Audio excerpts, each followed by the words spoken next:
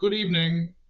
The ongoing conflict in Iran is sending shockwaves through the global energy market, causing United States gas prices to soar and directly challenging President Trump's key campaign promise to reduce energy costs. This sudden surge is creating significant political pressure as the nation approaches crucial midterm elections later this year.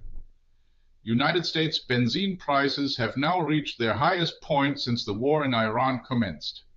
This Tuesday, motorists paid an average of $4.18 per gallon, confirmed by the Automobile Association of America. This translates to roughly $3.57 in euros for nearly 4 liters. For context, prices were last at this elevated level approximately 4 years ago, following the beginning of the Russian war against Ukraine.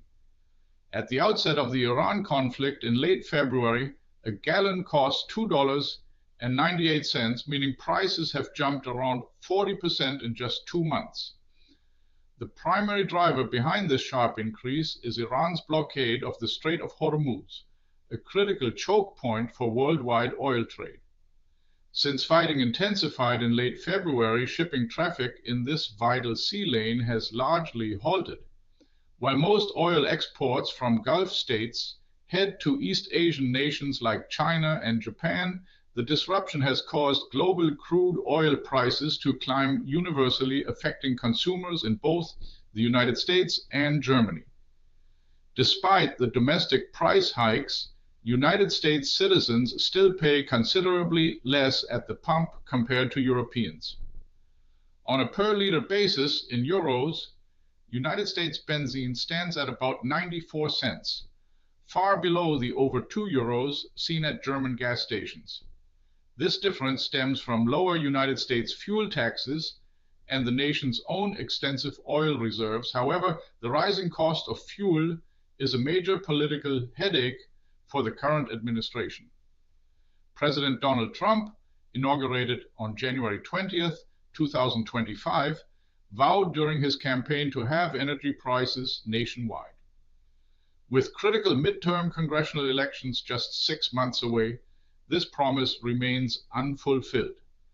Advisors are reportedly concerned that the prolonged war could lead to substantial losses for President Trump's Republican Party in the upcoming autumn elections. United States intelligence agencies are investigating Iran's potential response to a unilateral declaration of victory by President Donald Trump in the 2-month-old war. Insiders reveal this analysis was requested by high-ranking government officials to understand the ramifications of a potential United States withdrawal. An end to the Hormuz blockade and a reduction of United States troops could, theoretically, lower benzene prices. The administration insists this is a temporary surge, but the United States Energy Information Administration cautions it could take months for shipping to normalize even after the strait reopens. Public sentiment toward the military operation is overwhelmingly negative. A recent Reuters Ipsos poll showed only 26% believed the intervention was worthwhile, and just 25% felt it enhanced United States security. A White House spokesperson affirmed ongoing negotiations with Iran, stating the United States would not be pressured into a poor agreement.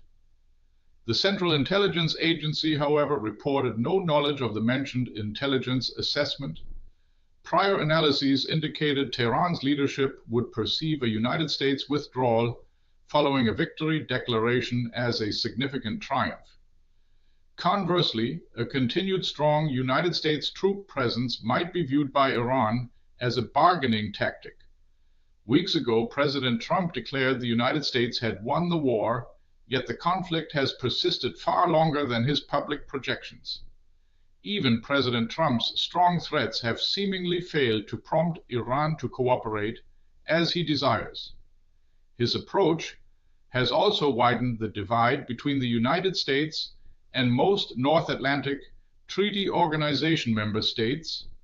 President Trump sought North Atlantic Treaty Organization support, but only after the war, initiated by the United States and Israel, had already commenced.